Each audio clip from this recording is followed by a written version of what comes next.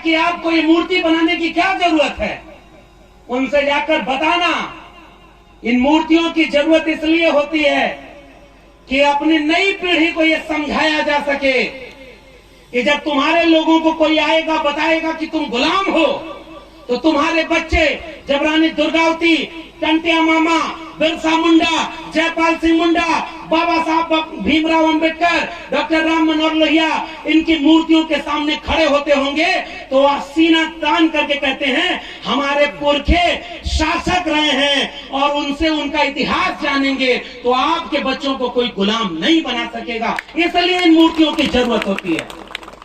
और इसलिए मैं आपको बधाई देता हूं, किसी देवी देवता, किसी और की मूर्ति बनाने की बजाय आपने अपने पुरखों की मूर्ति बनाने का काम किया है। और अभी आनंद राय जी और हमारे प्रोफेसर जितेंद्र मीणा, हम लोग जब आ रहे थे तो इनकी तस्वीर एक सोशल मीडिया पर देखी। एक गांव है जहां 5-5 मूर्तियां एक साथ हैं।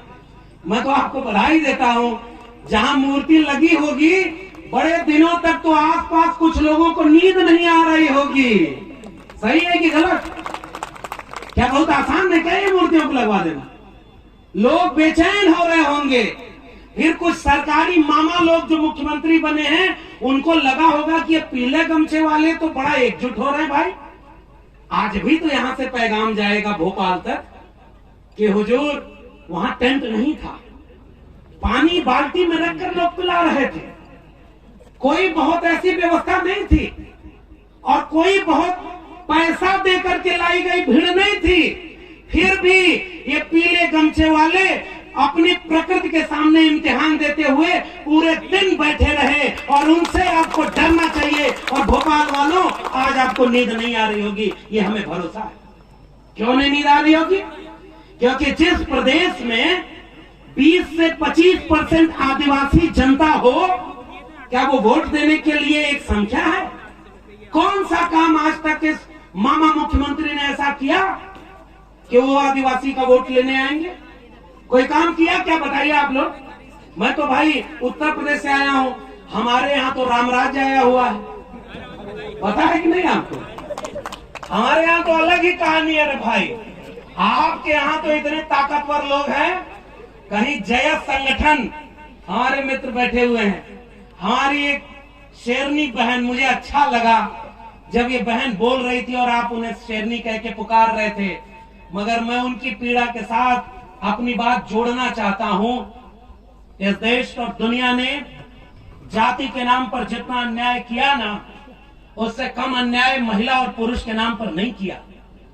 महिलाओं को और दबाया, महिलाओं को घर से नहीं निकलने दिया, महिलाओं को पढ़ने नहीं दिया, महिलाओं को सार्वजनिक जीवन नहीं जीने दिया। और आज जब आप अपनी एक पुरखा वीरांगना माता दुर्गावती को याद कर रहे हैं और कार्यक्रम में इतनी महिलाएं यहां पर बैठी हुई हैं, तो मैं आपको बधाई देते हुए एक वादा करना चाह रहा हूं।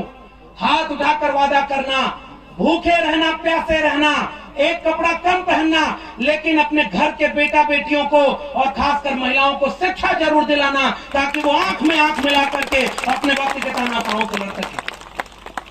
और तब जब कोई शिक्षित होता है, जागरूक होता है, तब ये बहन जैसा कोई बोलता है। और आज मैं इस बात से भी बहुत गौरवान्वित महसूस हुआ कि ये जो निवारदी गांव है, इसके बगल निमावर गांव, और हमारी बहन भारती बैठी हुई, हमने खबरों में पढ़ा कि ये धरती आज भी सोने चांदी पैदा करती है, अनाज पैदा करती है, हीरे जवाहरात पैदा करती है। लेकिन इस देश को कुछ लोगों ने ऐसा जाहिल बना दिया कि इंसान नहीं पैदा कर पाती और हैवानों जैसा काम इसी नेमावर में हुआ। हम यहां से कड़ी निंदा करते हैं और खबरदार करना चाहते हैं। एक बार तो तुमने कर लिया। और ये जो भारतीय बहन बैठी हुई है, अभी जब बहन ने बताया कि जहां भी अन्याय होता है, जहां भी सामाजिक और सांस्कृतिक कार्यक्रम होता है, ये बहन जिसने अपने परिवार को खोया, ये चाहती तो चुपचाप अवसाद में घर में बैठ जाती, ये टूट जाती, कमजोर पड़ जाती। लेकिन जब मुझे पता चला कि ये हर आंदोलन में खड़ी होती है और यहाँ भी आज आपके सामने कंधे से कंधा मिलाकर खड़ी है। तो मैं आपको बहन ये वादा करना चाहता हूं कि हम शर्मिंदा हैं कि हमारी आंखों के सामने ये सब हुआ और हम कुछ न कर सके, लेकिन हमारी हिम्मत भी आपको मिले। आप निडर होकर के हमेशा खड़े रहना, आपके भाई आपके साथ खड़े रहेंगे ताकि हर मुश्किल में आपको अकेला न महसूस हो।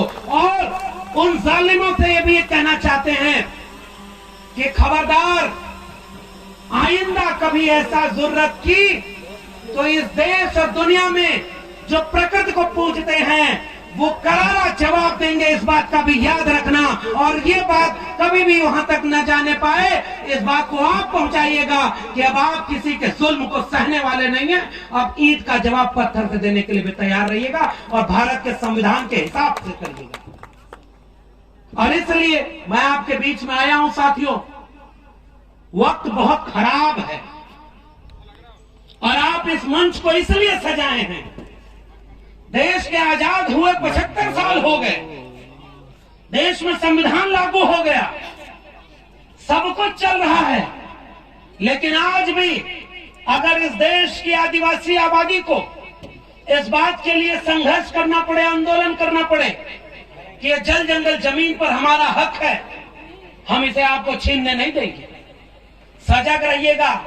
कुछ लोग आपके लोगों को तोड़ करके ले जाएंगे, उनको भी पीला गमछा पहनाएंगे। और मैं एक तस्वीर देख रहा था, ये हमारे बड़े भाई आनंद राय जी हैं, बड़े फाइटर व्यक्ति हैं, इन्होंने एक तस्वीर सोशल मीडिया पर लगाई कि भोपाल का ये मामा मुख्यमंत्री हो या दिल्ली में बैठे हुए सरकार का राष्ट्रीय अध्यक्ष हो, जीवन में शायद पता नहीं पीला गमछा कभी लगा हो या न लगा हो, चुनाव नजदीक आया तो सारे पीला गमछा पहन करके रैली कर रहे हैं, सब पहन लिए पीला गमछा। इसका मतलब समझ रहे हैं, आपकी ताकत तो ताकतवर हुई।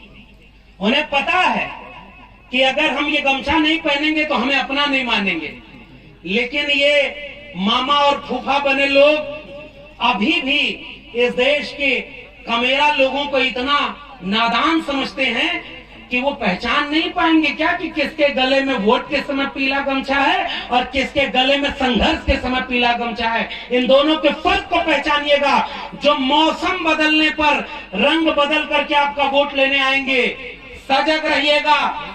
किसानों पर गोली चलवाने वाले, आपके जल जंगल जमीन को छीनने वाले, इस देश का संविधान बदलने की बात करने वाले, इसे हिंदू राष्ट्र बनाने की बात करने वालों को एक वोट भी गलती से मत दे दीजिएगा। यही मैं आपसे अपील करने आया हूं, वरना हमारे बच्चों का भविष्य बर्बाद हो जाएगा और हम इसे बचा नहीं पाएंगे। और इससे अच्छा मैं इस आयोजन समिति के लोगों के सुर में सुर मिलाकर कर रहा हूं। हमारे यहाँ ओबीसी की जनगणना हुई है, आखिरी बार मुझे पर्ची मिल गई है जिसमें कहा गया 2 मिनट, तो आखिरी 1 मिनट और ले रहा। इस देश में कितनी आबादी है ओबीसी की, कितनी आबादी है शेड्यूल कास्ट की, शेड्यूल ट्राइब की, ये बात आपको पता होना चाहिए कि नहीं पता होना चाहिए, जानना चाहिए कि नहीं कि हमारी आबादी कितनी है। और इसलिए जिस देश में भेड़ बकरी को गिना जाता है, पेड़ पौधे को गिना जाता है, जंगल को गिना जाता है, वहां इंसान को जाति के हिसाब से गिना ही नहीं जाता। क्यों पता है? बिहार अभी जाति जनगणना करवाया है, और जाति जनगणना करवा के बिहार में क्या पता चला पता है? मध्य प्रदेश और महाराष्ट्र के बॉर्डर इलाके में मैं हूं और यहां से आपको एक पैगाम देना चाहता हूं। बिहार ने जब जाति जनगणना कराई तो पता चला कि 85 से 90% वो लोग हैं जो SC ST OBC में बांट दिए गए हैं, जो हाथ से श्रम करके अपनी मेहनत से गुजारा करते हैं, और 10% केवल वो लोग हैं जो परजीवी हैं, हमारी मेहनत के ऊपर परजीवी बन के गुजारा कर रहे हैं। केवल 10% है। अब असली खेल क्या समझ में आया?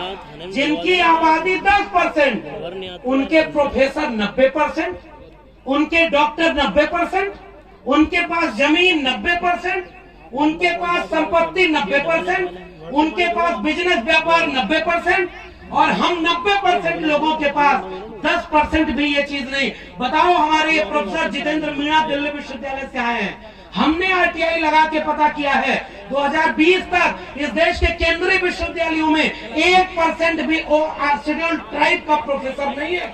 अगर आबादी आपके 8 से 9% है तो आपके क्या 8 से 9%, 10% प्रोफेसर आदिवासी के नहीं होने चाहिए? आपको पता है कि नहीं कि सुप्रीम कोर्ट का एक भी जज आदिवासी नहीं है? फिर ये सुप्रीम कोर्ट किसका है? अगर वहां कोई हमारा जज नहीं, हमारा कोई देश में वकील नहीं, हमारे प्रोफेसर नहीं, हमारे डॉक्टर नहीं, हमारे इंजीनियर नहीं और इन जमीनों पर हमारा मालिकाना हक नहीं, तो ये देश हमारा कैसे है? ये देश हमारा है क्योंकि हमारे पुरखों ने इसे लड़कर हमारे लिए बनाया है। लेकिन थोड़े से लोग हमारे लूटने संपत्ति आए हैं। आओ एकजुट हो जाएं कि अपने हक हुकूक के लिए किसी और को लूटने न दें और अपना हक अपने हाथ में लें, तब जाकर के ये देश सबका बनेगा। हम ओबीसी समाज के लोग अपने आदिवासी भाइयों बहनों के साथ कंधे से कंधा मिलाकर खड़े रहेंगे। हमारी संस्कृति बहुत हद तक एक है, हमारी दर्द एक है, इसलिए हमारी दवा एक रहेगी। आप सबको मेरा क्रांतिकारी इस्तकबाल है, उल गुलाम जिंदाबाद है, सेवा जोहार है। हम लड़ाई मिलकर लड़ेंगे और तब तक लड़ेंगे जब तक संविधान को बदलने वालों को कुर्सी से न बदल दें। भोपाल में सरकार बदलिए, दिल्ली में सरकार बदलिए और यहाँ से कोई शासक निकलकर विधानसभा में बैठे जो हमारे और आपके लिए फैसला ले, उसको वोट दीजिएगा। इस बात को याद करते हुए मैं आप सबसे